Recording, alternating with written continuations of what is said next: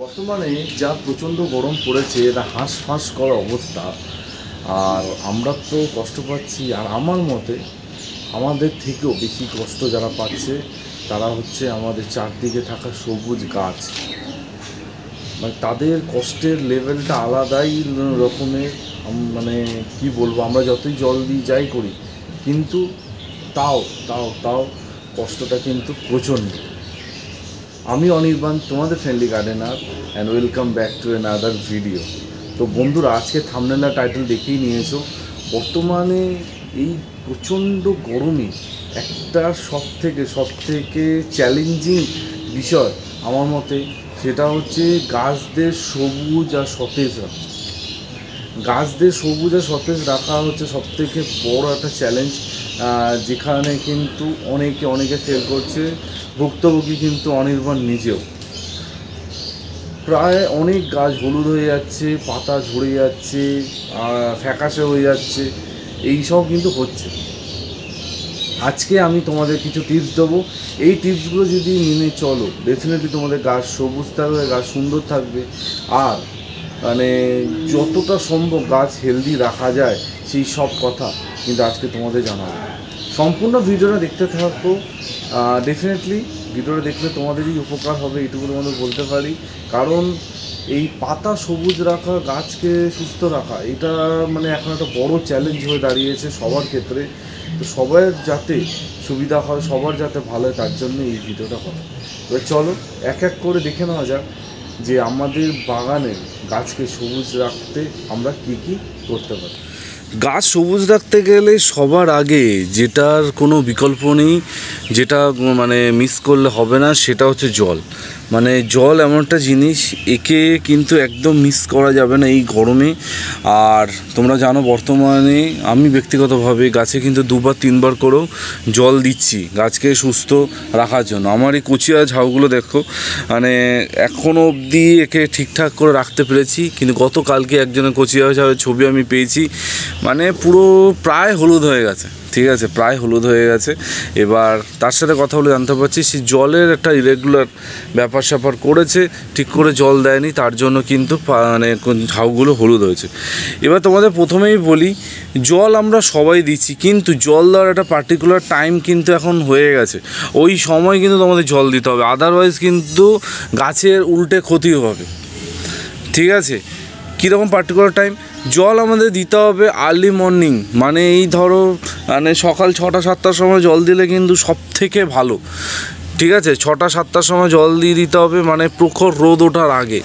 আর বিকেলবেলা কিন্তু 4:30-5টার আগে ছাদে, মানে ছাদে বলো বাগানে বলো, জল দেওয়া একদমই যাবে না বা উচিত না, কারণ মাটি কিন্তু গরম থাকবে।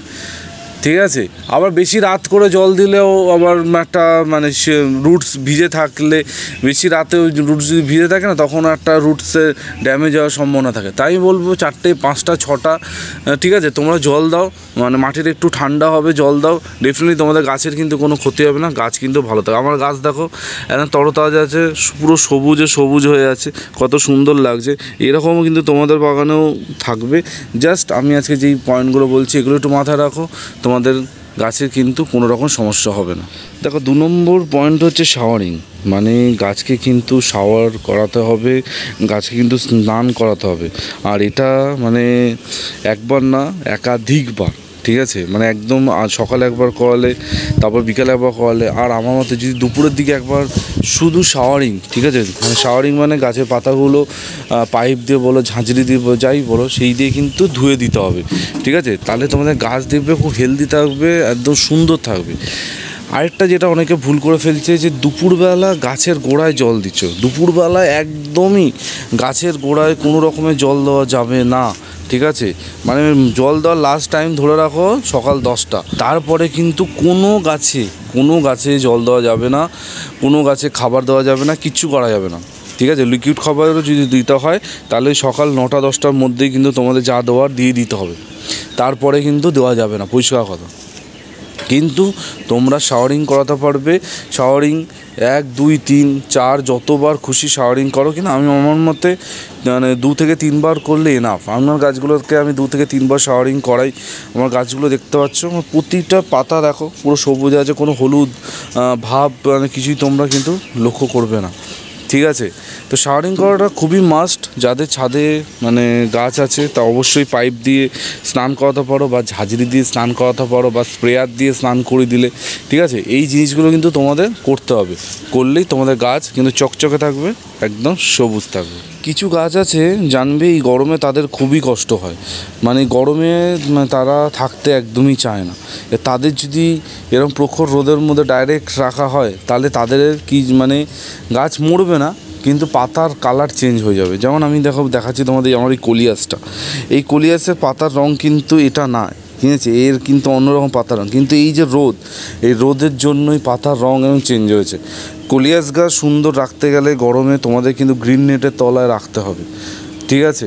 গ্রিন নেটের তলায় রাখলে তোমাদের কলিয়াস গাছ কিন্তু সুন্দর থাকবে, কালার মানে এক্স্যাক্ট শীতের মতো না হলেও কাছাকাছি থাকবে। সেরকমই আরও বিভিন্ন রকম গাছ তোমাদের এবার দেখতে হবে যে কোন গাছে সবথেকে বেশি কষ্ট হচ্ছে, ঠিক আছে? সেই ধরনের গাছগুলোকে তোমাদের শেডের তলায় রাখতে হবে গাছগুলোকে ভালো রাখতে গেলে। আমার মানে সেরকম কোনো জায়গা নেই, আর যেটুকু জায়গা আছে সেখানে আছে ইনডোর গাছ, আর আমার অন্যান্য গাছ সেগুলো তোমাদের দেখাচ্ছি। তার জন্য দেখো কলিয়াসগুলো একদম ডাইরেক্ট সানলাইটের মধ্যে আছে, কিছু করার নেই। আমি জানি বর্ষা অবধি এদের মানে টিকি রাখলেই এরা আবার পুরোনো জায়গায় ফিরে আসবে। তো কলিয়াস গাছ যদি তোমাদের কাছে থাকে ডেফিনেটলি শেডে রাখো। আর তোমাদের একটু খুঁজে বার করতে যে কোন গাছের কষ্ট হচ্ছে, সেই গাছগুলোকে চেষ্টা করো একটু শেড দিতে, বা এমন জায়গায় দিতে যেখানে রোদটা একটু কম আসে, ঠিক আছে? তাহলে তোমাদের গাছ কিন্তু ভালো থাকবে। তোমরা জানো আমার ছাদে এক চিলতে একটুখানি শেড মতো করা আছে, আর সেইখানে দেখো আমি রেখেছি আমার এই নন্দিনীগুলো। এই নন্দিনীও কিন্তু বেশি সানলাইট একদম পছন্দ করে না। আর তোমাদের একটা জিনিস দেখাই, দেখো অতিরিক্ত সানলাইটের ফল দেখো নন্দিনী পাতাগুলো কেমন পুড়ে গেছে, ঠিক আছে? এটা কিন্তু গরমের জন্য হয়েছে, এটা কিন্তু আর অন্য কিছুর জন্য হয়নি, ঠিক আছে? তো তারপরে গাছগুলোকে সরিয়ে রাখা হয়েছে, সরিয়ে এদিকে আনা হয়েছে, আর ডাইরেক্ট সানলাইট পড়ছে না, গাছগুলো কিন্তু ভালো আছে এখন। আর নন্দিনী গাছে যেটা আমি করছি সেটা হচ্ছে সকাল বিকাল ওকে কিন্তু জল দিয়ে স্নান করাচ্ছি। ওর গা অবশ্যই কুড়ির মধ্যে কিন্তু জল দেওয়া স্নান করাতে যেও না, তাহলে কিন্তু কুড়িগুলো নষ্ট হবে। এই গাগুলো জল দিয়ে স্নান করে দিচ্ছি, ধুয়ে দিচ্ছি। আমার গাছগুলো কিন্তু সুন্দর আছে। সেরকমই এখানে অ্যাবিলিটেন হিবিস্কাস আছে, ইনডোর গাছগুলো এখানে থাকে, ঠিক আছে? তো এইরকমভাবে তোমাদের দেখতে হবে যে কোন গাছের সবথেকে বেশি কষ্ট হচ্ছে, তাদের কিন্তু সরিয়ে রাখতে হবে, আদারওয়াইজ কিন্তু তোমরা গাছ বাঁচাতে পারবে না, ঠিক আছে? গাছকে সবুজ রাখার আরেকটা খুব গুরুত্বপূর্ণ জিনিস সেটা হচ্ছে গাছের খাবার। গাছে কি খাবার দিচ্ছ এটা কিন্তু খুবই গুরুত্বপূর্ণ, এটা কিন্তু মাথায় রাখতে হবে সবসময়। তোমাদের আমি বলি জৈব খাবার, এই মানে গরমের মধ্যে বেশি করে জৈব খাবার গাছে প্রয়োগ করো, ডেফিনেটলি ভালো হবে। জৈব খাবার কী কী দেবে তার উপর তো ডিটেল ভিডিও আমি করেছি। আর ওই খাবার দেওয়ার পার্টিকুলার নিয়ম হচ্ছে সকাল মানে 8:30 থেকে 9:30, ম্যাক্সিমাম 10টা, তার মধ্যেই তোমাদের যত রকমের লিকুইড খাবার মানে তরল খাবার সেটা দিতে হবে। তারপরে কিন্তু দেওয়াটা ঠিক হবে না, গাছের জন্য কিন্তু ক্ষতিকর হবে।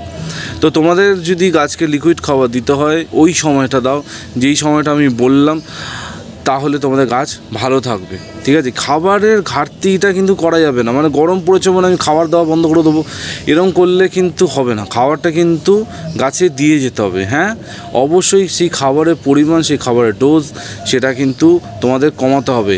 যেই কথাগুলো আমি আমার লাস্ট ভিডিওতে বলেছি কীভাবে খাবার দিতে হবে, তো অবশ্যই সেই ভিডিওটা চেক আউট করো। ডেফিনেটলি তোমরা খাবার দেওয়ার ব্যাপারে অনেক কিছু জেনে যাবে। আরেকটা জিনিস তোমরা লক্ষ্য করবে যে আমার এখন গাছগুলো একের ওপর আরেকটা জাস্ট মানে চাপানো আছে, যাতে এর শেডটা এর ওপর পড়ে, এর শেডটা এর ওপর পড়ে, ঠিক আছে? প্লাস আমি এখন মানে আমার গাছের গোড়াগুলো যদি দেখো, আমি গাছের গোড়া কিন্তু পরিষ্কার করছি না। তার কারণ হচ্ছে গাছের গোড়ায় যদি এরকম আগাছা হয়ে থাকে, এটা কিন্তু একদিক থেকে তোমার মাটিটাকে একটু ঠান্ডা রাখতে সাহায্য করবে। হ্যাঁ, এটা একটা টেকনিক গাছের মাটিটাকে ঠান্ডা রাখা। যদিও যদি গাছের গোড়ায় আগাছা হয় তোমাদের গাছে খাবারের মানে পরিমাণটা একটু বাড়াতে হয়, আদারওয়াইজ কোনো রকমের সমস্যা কিন্তু হবে না। তো আমি বলবো যদি তোমাদের গাছের গোড়ায় ঘাস জাতীয় কিছু হয়ে থাকে এখন তোলার দরকার নেই, গরমে ওটা থাক, মাটিটাকে ঠান্ডা রাখবে, মাটিটাকে ভালো রাখবে। তো আমরা আবার বর্ষার আগে ওগুলো পরিষ্কার করব, ঠিক আছে। আর গাছগুলোকে দেখো একসাথে এরকমভাবে রাখার চেষ্টা করো যাতে মানে একটার ছাওয়া আরেকটার ওপর পড়ে, তোমাদের গাছটা কিন্তু আখেরে সুন্দর থাকবে, ভালো থাকবে। আরও দুটো স্প্রের কথা এই সময় তোমাদের মানে খুব ভালো করে দিতে হবে। এক হচ্ছে হিউমিক অ্যাসিড আর দুই হচ্ছে অ্যাপসম সল্ট। হিউমিক অ্যাসিড কিন্তু গাছের মানে রুট সিস্টেম, সেই রুটসটাকে কিন্তু ভালো রাখবে, আর অ্যাপসম সল্ট দিলে কিন্তু গাছের ওভারঅল যে স্ট্রাকচার সেটাকে সুন্দর রাখতে সাহায্য করবে। তোমরা চাইলে সিউইডের এক্সট্র্যাক্টও গাছে স্প্রে করতে পারো, কোনো অসুবিধা নেই। হিউমিক অ্যাসিড যদি বলো যদি লিকুইড হয় 2 ml পার লিটার জলে গুলে গাছে ভালো করে স্প্রে করে দাও। হিউমিক অ্যাসিড গাছে গোড়াতেও দিতে পারো, আর অ্যাপসম সল্টও 1 গ্রাম পার লিটার জলে গুলে গাছে স্প্রে করো। তো যে কোনো গাছে কিন্তু তোমরা এই দুটো প্রয়োগ করতে পারো, তোমাদের গাছ কিন্তু গরমে ভালো থাকবে, গাছ সবুজ থাকবে, ঠিক আছে। এই সবুজ মানে রাখার একটা মানে খুব মানে প্রবল চেষ্টা আমরা করছি, তার জন্য যা যা করতে হবে সেটা কিন্তু আমাদের করে যেতে হবে। আর লাস্ট যেটা আমি বলবো সেটা হচ্ছে ফাঙ্গিসাইড। এই ফাঙ্গিসাইড এমন একটা জিনিস, এটা কিন্তু কখনোই মিস করা যাবে না। ফাঙ্গিসাইড সবসময় গাছে দিতে হবে, গরমকালও কিন্তু তার ব্যতিক্রম নয়। তো এই ফাঙ্গিসাইডটা কিন্তু প্রতি সপ্তাহে মনে করে মানে রোববার হলে পরের সপ্তাহ যেন রোববারই প্রয়োগ করা হয় সেটা কিন্তু মাথায় রাখতে হবে। ফাঙ্গিসাইডটা কিন্তু দিতে হবে, তাহলে তোমার গাছ কিন্তু সুন্দর থাকবে, গাছ সবুজ থাকবে, গাছ ভালো থাকবে। আমার এই গন্ধরাজ ফুলের গাছটা দেখো কতটা সুন্দর আছে, এই রোদের মধ্যে কিন্তু থাকে, কোনো শেড নেই, কিচ্ছু নেই, কত সুন্দর ফুল ফুটেছে দেখো, ঠিক আছে। যদিও এত সুন্দর ব্লুমিং হওয়ার পিছনে আরও কিছু কারণ আছে যেগুলো নিয়ে আমি ফিউচারে ডেফিনেটলি ভিডিও করব। একটা নতুন কিছু আমি গাছের ওপর পরীক্ষা নিরীক্ষা চালাচ্ছি, হ্যাঁ খুব ভালো রেজাল্ট পাচ্ছি, ফুল খুব সুন্দর ফুটছে। ডেফিনেটলি খুব তাড়াতাড়ি সেই ভিডিওটা তোমরা পাবে যে এই গাছে আমি কি করেছি, যে এত সুন্দর হচ্ছে ফুলগুলো, ঠিক আছে। আর কিছুদিন ওয়েট করো। তো ফাঙ্গিসাইড তোমাদের দিতে হবে, প্লাস যেরকম পেস্টিসাইড যেটা দেওয়া সেটা তো দিতেই হবে। আরেকটা জিনিস যেটা বলবো, অনুখাদ্য কিন্তু এখন চেষ্টা করো মাসে অন্তত 2 বার দেওয়া।